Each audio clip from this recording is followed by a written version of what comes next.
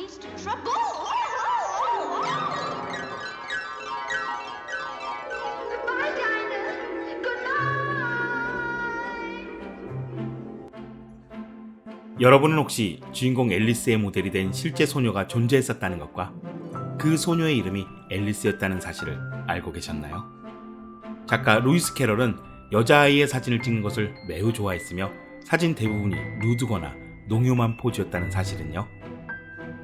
14살 앨리스에게 청혼했다가 가족들에게 접견 금지를 당하고 그 충격으로 평생을 독신으로 살았다는 이야기는 혹시 들어본 적이 있나요?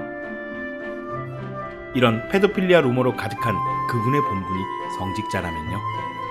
동화만큼이나 떡밥으로 가득한 이상한 나라의 작가 루이스 캐럴 만나보겠습니다.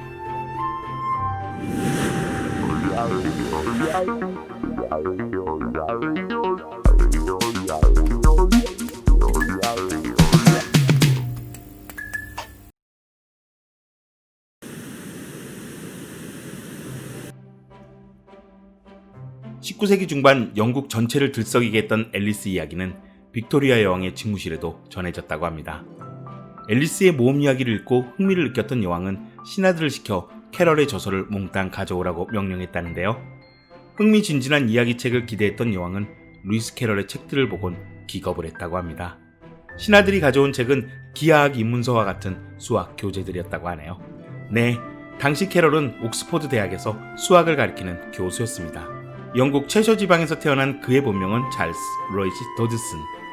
앨리스 한편으로 대체할 수 없는 작가의 위엄을 보여주었지만 그건 젊은 시절 그가 보여준 여러 재능 중 하나에 불과했답니다. 루이스 캐럴은 명문대인 옥스퍼드의 수학 우수자로 입학하여 대부분의 학기를 장학금으로 다녔고 부전공으로 문학학사 학위를 받아 단과대학교 학생장이 되기도 합니다. 연구원이 되면서 강의를 요청받기 시작했고 20대에 각종 수학 입문서를 집필하기도 했죠. 청년 루이스 캐럴은 수학자이자 문학가 그리고 성공의 서품을 받은 성직자였습니다. 루이스 캐럴은 제1회 런던 세계 박람회쯤 삼촌에게 사진술을 처음 배웠고 예술적 재능 또한 대단했다고 합니다. 그가 찍은 사진은 지금도 포토그래피 역사책에 소개될 정도로 예술적 가치를 인정받고 있죠. 특히 당시 셀럽들의 인물 사진을 많이 찍었다고 하는데요. 덕분에 우리는 빅토리아 시대 학자 및 예술가들의 모습을 사진으로 만나볼 수 있습니다. 게다가 캐럴은 유명 배우들과 친분이 두텁고 연극과 오페라 같은 공연 예술 분야에도 지식이 풍부했다고 합니다. 회화에도 관심이 많았던 그는 라파엘 전파 작가들과 친분이 두터웠을 뿐만 아니라 이상한 나라 앨리스의 초고에는 본인이 직접 사파를 그려넣기도 했답니다.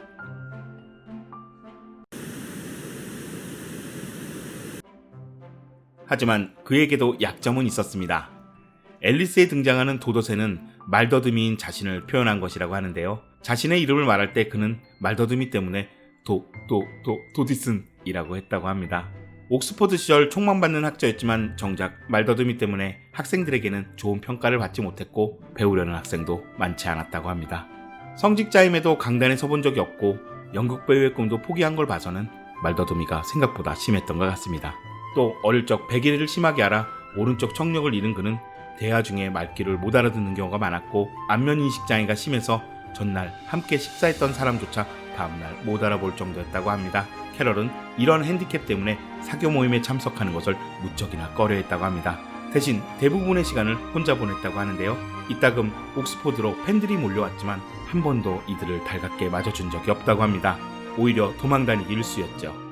그래서일까요? 캐럴은 유독 어린 소녀들과 어울리기만 좋아할 뿐 단 한 번도 이렇다 할 연애를 해보지 못한 채 평생을 독신으로 살았습니다.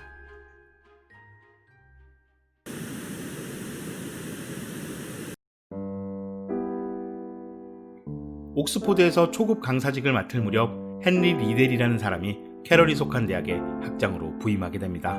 캐럴은 리델의 어린 딸들과 어울리기를 무척이나 좋아했다고 하는데요. 딸들 역시 그가 지어낸 엉뚱한 이야기나 놀이에도 적극적으로 잘 따라주었다고 합니다.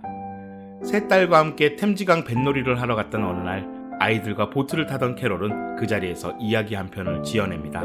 둘째 딸 앨리스가 주인공인 이 이야기는 회중시계를 든 토끼를 따라 땅속 깊은 곳 이상한 나라로 떨어지면서 시작을 하죠.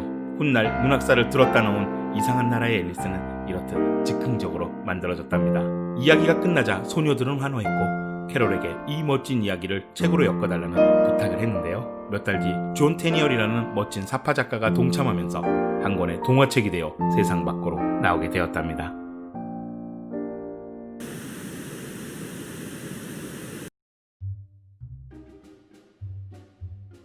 캐롤이 사망한 뒤 다음 세기로 넘어가면서 루이스 캐럴이 소아 성애자였다는 주장이 나오기 시작했습니다. 오직 소녀들과 어울리기를 좋아했고 소녀들에게만 사진기를 들이댔으며 누드 촬영이 빈번했다는 그의 전력을 볼 때 소아 성애자가 확실하다는 주장이 나오기 시작한 겁니다. 또 14살 앨리스를 너무 사랑한 나머지 그의 부모에게 청혼을 했고 때문에 가족과 단절됐다는 추측이 나오기도 했죠. 하필이면 평생을 꼬박꼬박 써왔던 그의 일기장에 그 무렵 페이지가 찢겨 있다는 점과 얼마 못 가 앨리스의 부모가 캐럴과의 만남을 금지했다는 사실은 청혼설에 무게를 실어주었습니다. 아무렇지도 않게 어린아이들의 누드 사진을 찍고 부모가 없는 와중에 어린 여아들과 소꿉놀이를 즐기는 그의 행동은 어떻게 보면 섬뜩하기까지 하죠. 그러나 병코 선생의 생각은 조금 다릅니다. 캐럴은 평생 충직한 성직자로 살았습니다. 단 한 번도 부모의 허락 없이 누드를 촬영한 적이 없으며 아이가 불편해하면 그 즉시 촬영을 접었다고 하는데요. 훗날 성인이 된 소녀들은 캐럴이 단 한 번도 이상한 행동을 하거나 야릇한 짓을 요구한 적이 없다고 입을 모았습니다. 게다가 당시에는 소녀 누드가 그리 레어한 아이템도 아니었습니다. 사진뿐만 아니라 회화에서도 심심치 않게 소녀 누드가 등장했고 낭만주의 한복판에 살았던 유럽 사람들은 이를 예술로 받아들이는 분위기였답니다. 무엇보다 그의 유언에 따라 그가 보관했던 누드 사진이 모두 불태워지거나 부모에게 전달됐다고 하는데요. 소녀들의 프라이버시를 지켜주기 위한 노력 역시 그의 높은 도덕성에 무게를 실어주고 있습니다.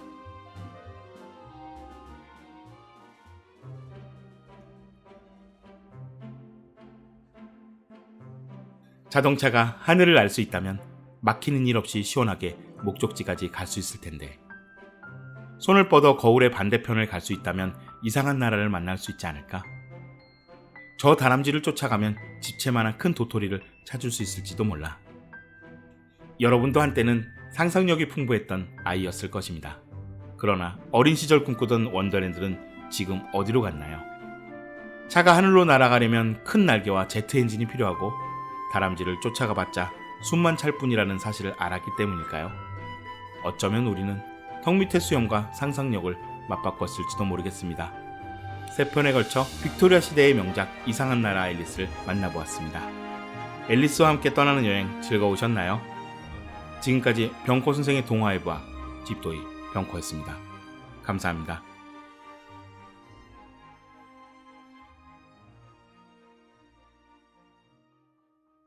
It is a great honor and a great pleasure to have come over here.